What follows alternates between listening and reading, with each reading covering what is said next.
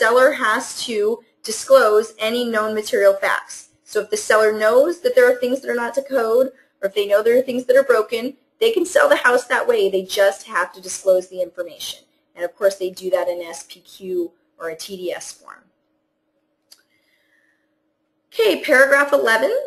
Just got some stuff here. Seller's disclosures. This is just saying, you know, that they expect a seller property questionnaire. It's not required by law, this document yet, but it's really good to have, so we always ask for it.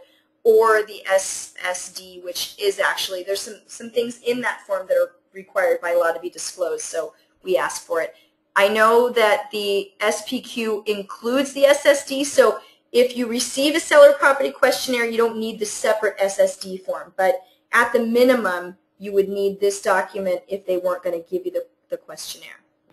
Any addendums that you're attaching to the contract would be marked here. Most of the time we're using the wood-destroying pest addendum, that's why I marked it. And then if you have a special type of contract, maybe a probate or a trust or an REO or, you know, a short sale, you could mark that any of those addendums or advisories were attached. We also have this section that says other terms. This is a great place for this disclosure.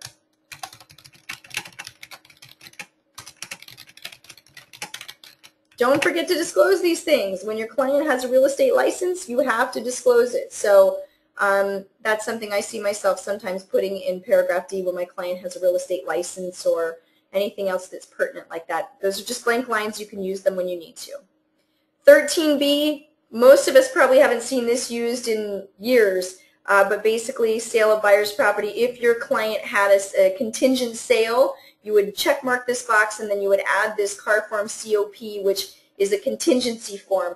We're not seeing this much right now, but it may come back, especially, you know, when the market slows down a little bit and we don't have as many buyers. Buyers have a better opportunity to have a contingency like this. So you may see it again, and if you need help with the COP, please email me or your managers and we can go over that. So number 14, we're talking about time periods, removal of contingencies, cancellation, all of this stuff. 14A says seller has 7 days to deliver all of their reports, disclosures, everything. This includes the termite report. A lot of people follow up with the termite report later, but actually the termite needs to come with the disclosures. It's due within that first 7 days. Buyer has 17 days from acceptance to complete all their inspections, approve the disclosures, look at the reports, request repairs. All of these things are supposed to happen within 17 days from acceptance, okay? If the seller does not provide buyer with paperwork within the 7 days and they give it later, it states here that buyer has 5 days after delivery of such items or the time specified in 14B, whichever is later, to deliver a removal of a contingency. What this means is that buyer has a minimum of 5 days to review any disclosure. So let's say we're on day 15, and all of a sudden on day 15, the buyer receives the HOA documents. It means that the buyer has till 5 days, BRE. If it was the 15th day, they'll have 16, 17, plus 3 additional days. They'll have actually till the 20th day to review the HOA docs because they have to be given a minimum of 5 days. So even though, you know, there was still 2 days left in their contingency period, because the paperwork was delivered so late, they have to be given a reasonable amount of time to review them. And apparently, whoever you know, writes our contracts, the attorneys, have determined that 5 days is a reasonable amount of time. Let's say the buyer's already removed their contingencies and they're delivered documents, new disclosure of some kind. Maybe the house had a leak or something new came out. The buyer it opens up a window of 5 days for them to review the new disclosure and possibly cancel the transaction if they had an issue with new disclosure items. 14B4, it's something I want you guys to be really aware of. It says continuation of contingency. Even after the end of the time specified in 14B1 and before seller cancels, buyer retains the right to remove their contingencies, cancel the agreement until the seller, you know, delivers them notice to perform basically. What this says in a nutshell is even after the 17th day, if the buyer hasn't removed their contingencies in writing, the contingencies are still in effect. And that's really confusing for a lot of people. It's in your favor as buyer's agents because many agents don't understand this. They think, oh, the 17th day came and the buyer's contingencies are over. But they're not over until they remove them in writing, and their deposit is protected until they remove them in writing. And the only way that a buyer can remove their contingencies is in writing. So that's a really important thing for you to have a great understanding of. And if you're ever running into a situation about that, again, you can always talk to me or talk to your manager, and we can help you work with that. So, of course, once the buyer's contingency period, ends, the seller's recourse basically is they can ask the buyer to remove the contingency in writing. If the buyer doesn't do it, then the seller can serve a notice the buyer to perform. That notice is in writing. It has to be signed by the seller. That's a requirement. And it gives the buyer 2 days from the date that the notice was delivered to remove their contingencies in writing. If the buyer doesn't remove the contingency, the seller has the right to cancel. Now, it doesn't say they have the right to cancel and keep the buyer's money because they don't. If the buyer hasn't removed the contingencies, they're still affected, money's still protected, but the seller can basically stop the pain right there. As a listing agent, I think that's why it's so important for you to make sure that you stay on top of the time frames and get those contingency removals done or start sending out notice to perform as soon as the time period's up. A lot of people think it's mean, like, well, I don't want to be too tough or I don't want to be rude. Remember, the buyer's agent sent you the contract. It's their contract that said the contingencies expire at these times. So it's not mean for you to take the action that is in the contract. It's just best protection for your seller if you're the listing agent. So following up on time periods is something you really want to be on top of. There's nothing worse than being 25 days into the deal and all of a sudden the buyer backs out and you're trying to explain to the seller why they don't get to keep the buyer's money. So you really, really want to be on top of that. Once the buyer removes their contingencies in writing, if they cancel, they're going to probably lose their money. Now, again, remember that when they cancel, of course, they both have to sign escrow instructions in order for the money to be released. But of course, if let's say, the buyer removed their contingencies and for some reason they don't want to go through with the transaction and the seller decides to cancel and keep their money, if the buyer won't sign the escrow papers, then, the seller has the right to take them if it's under $7,500 to small claims court or whatever they need to do, and a judge can make a decision and get the money released. But it's just important to know how those two things work. Effective cancellation on deposits, I just want you to be aware of this section that basically says if a written notice of cancellation is given and one of the parties refuses to sign the cancellation without any good faith argument, basically. So this is the kind of thing that we're just now talking about, The buyer removed their contingencies, they're not performing, the seller says, I'm not going to do this anymore, I'm canceling you and I'm keeping the money.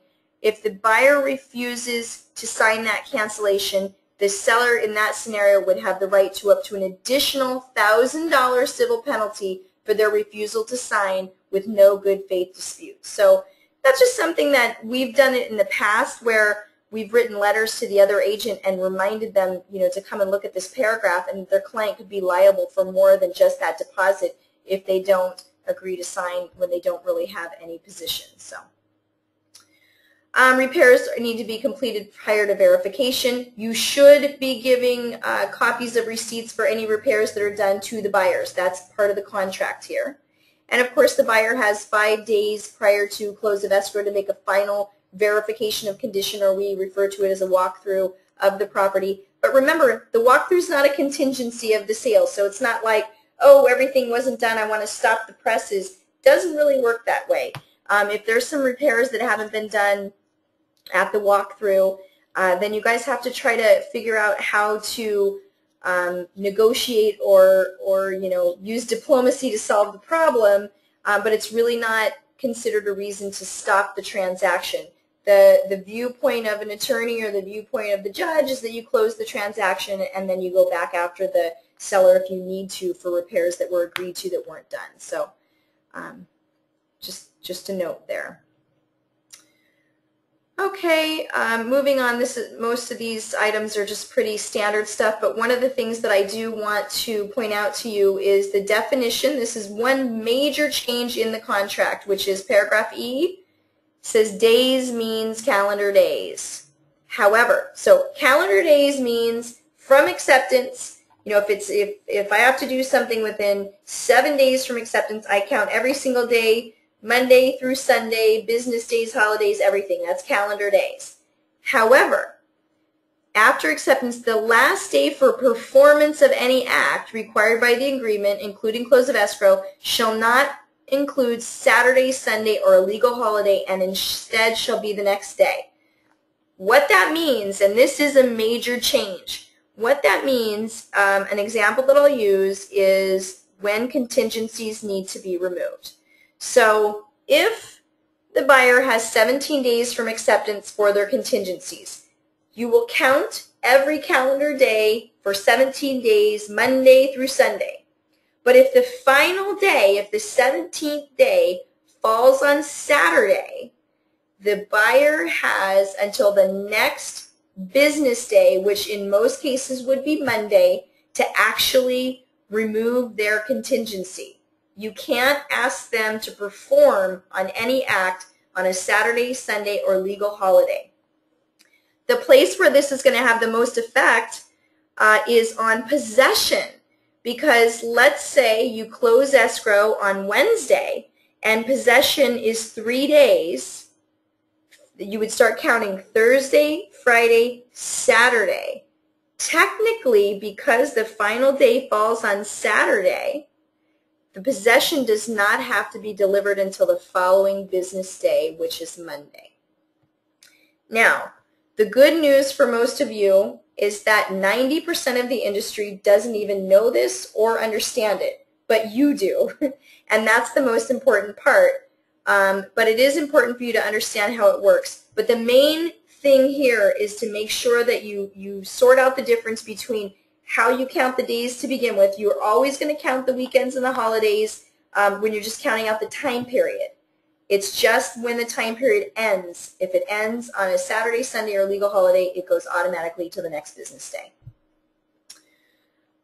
So that is the main meat of the contract itself. I'm going to just cruise on over here to the signature page. Oh, I'm sorry. I'm missing liquidated damages and arbitration. It's now paragraph 25 and 26, and it's the same as it's always been. Your clients, you don't tell them whether or not to initial these paragraphs, because making that decision for your client is giving legal advice. That's the way it's looked at by the attorneys. So when it comes to liquidation or liquidated damages, what you do is you tell your client, read through the paragraphs, and if it makes sense, and I apologize, I'm getting ahead here, and let me see if I can get my page back. I'm going all over the place with my page here, trying to get back. So anyway, what you're going to tell your client is read through the paragraphs and decide if you want to do liquidated damages or arbitration as part of the agreement. I can't stop this thing from moving, by the way. I'm trying to get back there. Hold on one second. My computer's not cooperating with me right now. I want to get there so we can look at it. Liquidated damages basically states that if there is a dispute, that the damages are limited to the actual deposit or a maximum of 3% of the purchase price. That's basically what it breaks down to. And the reason that a lot of people find that to be beneficial is, as a buyer, it limits their liability. The liability is limited to the actual deposit or a maximum of 3% if the deposit was more than that. So it kind of limits the liability, and a lot of